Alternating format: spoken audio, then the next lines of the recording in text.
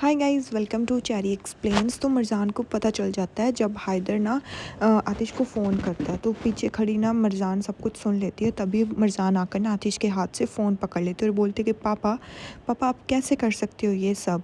और ना नज़ीर भी खुश हो जाता है मरजान की आवाज़ सुन के। फिर वो बोलती है कि ऐसे कैसे कर सकते हो, हाँ पापा आप क्यों नहीं हमारे बारे में सोच रहे, आप ये सब क्यों कर रहे हो, आप क्यों नहीं हमारे बारे में ये चीज़ सोच रहे कि आप हमारे साथ अपनी बाकी की ज़िंदगी बची हुई बिता सकते हो, बताओ मुझे।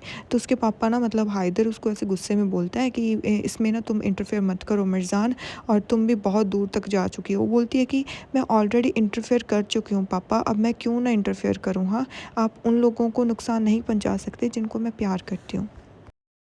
और पीछे खड़ा ना आतिश ये सब देख रहा होता है। वो बोलती है कि आप ऐसे कैसे कर सकते हो पापा, आप नज़ीर के साथ हाथ कैसे मिला सकते हो, आपने हमारे बारे में बिल्कुल भी नहीं सोचा। तभी ना नज़ीर बोलता है, हेलो मरजान माय लव, कैसी हो, क्या तुम मुझे हेलो तक नहीं बोलोगी।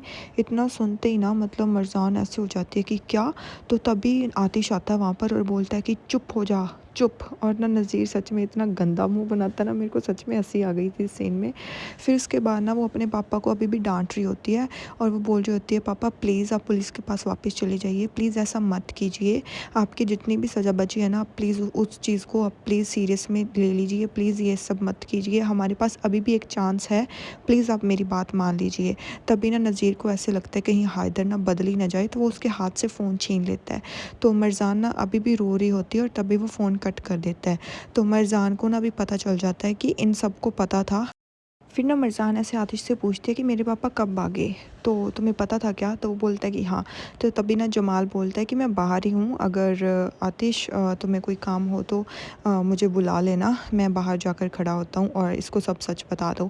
इतना कहकर वो वहाँ से चला जाता है। तो आतिश ना भी चुप होता है और जैसे वो वहाँ से जाता है ना, तो मरजान फिर से आतिश की तरफ देखने लगती है। वो बोलती है कि तुमने मुझे बताया क्यों नहीं, हाँ कि पापा भाग गए हैं, तुमने ऐसा मेरे साथ क्यों किया।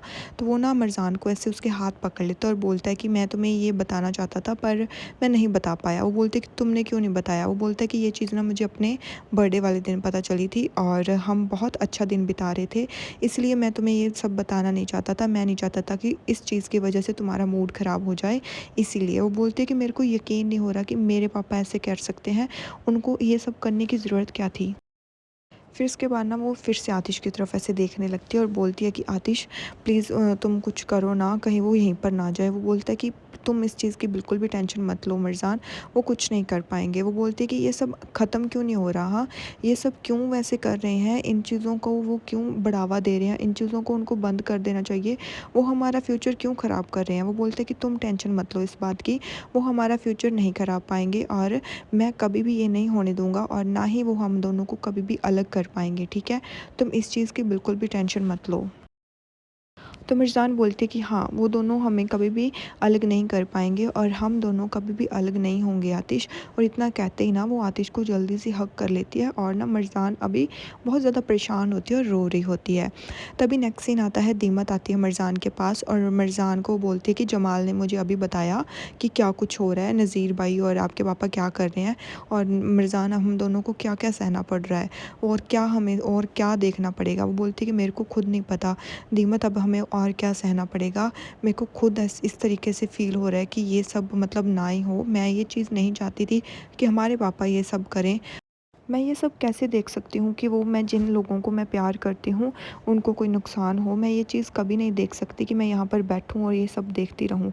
तो दीमत ना फिर उसको एक आइडिया देती है कि मरजान तुम इस चीज़ के बारे में क्यों नहीं सोचती कि तुम्हें अपनी वेडिंग थोड़ी सी पोस्टपोन कर लेनी चाहिए, तुम बाद में अपनी शादी कर लेना, मतलब जब सब चीज़ें ठीक हो जाएंगी।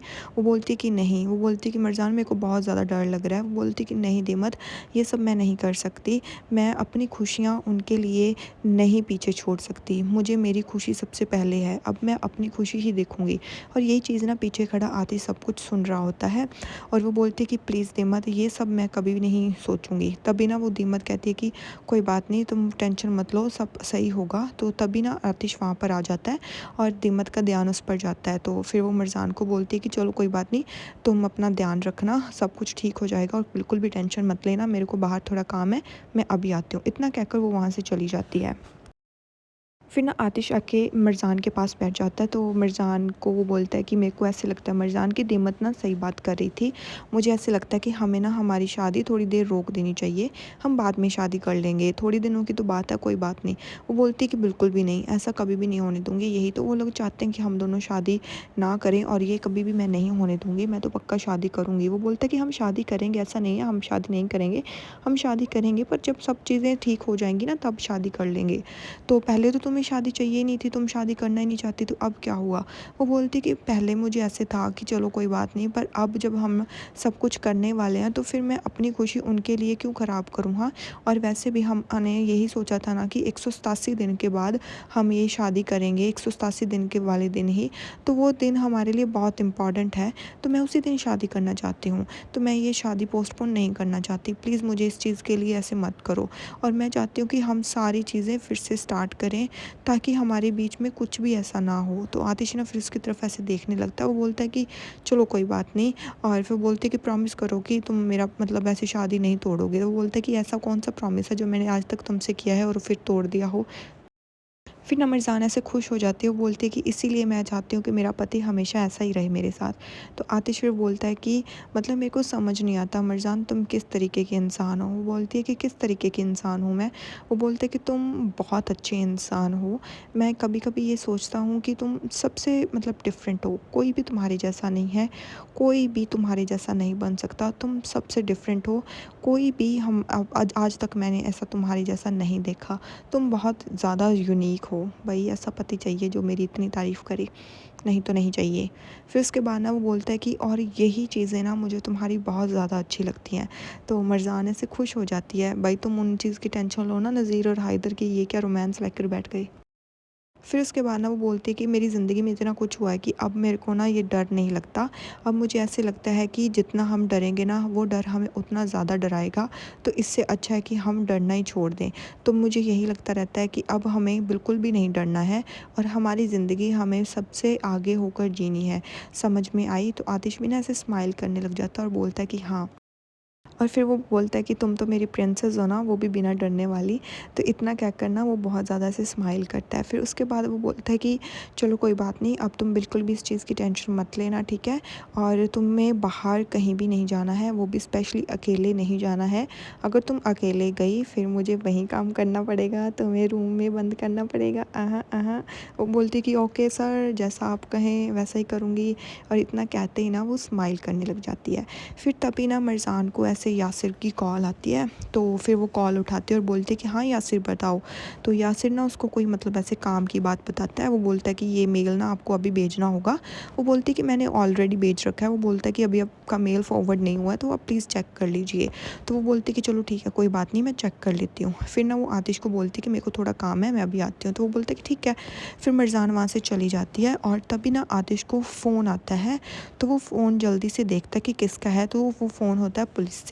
तो वो पुलिस से बात कर रहा होता है और तभी यहीं पर ये एपिसोड एंड हो जाता है। Okay bye bye guys. Guys मेरे को प्लीज़ प्लीज़ बता दो कि मैं यही सीरियल कंटिन्यू करूँ या कोई और सीरियल डालूँ। मैं बहुत ज़्यादा कंफ्यूज हो रही हूँ, क्योंकि कोई भी ये सीरियल देखना ही नहीं चाहता, क्योंकि इतना बोरिंग हो गया और मेरे एक भी चैनल पे व्यू नहीं आ रहे।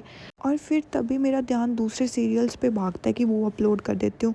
फिर मैं क्या करूँ, मतलब मैं डिमोटिवेट हो जाती हूँ जब कोई देखता नहीं है, फिर इसलिए मैं अपलोड करना छोड़ देती हूँ। बताओ अब मैं क्या करूँ।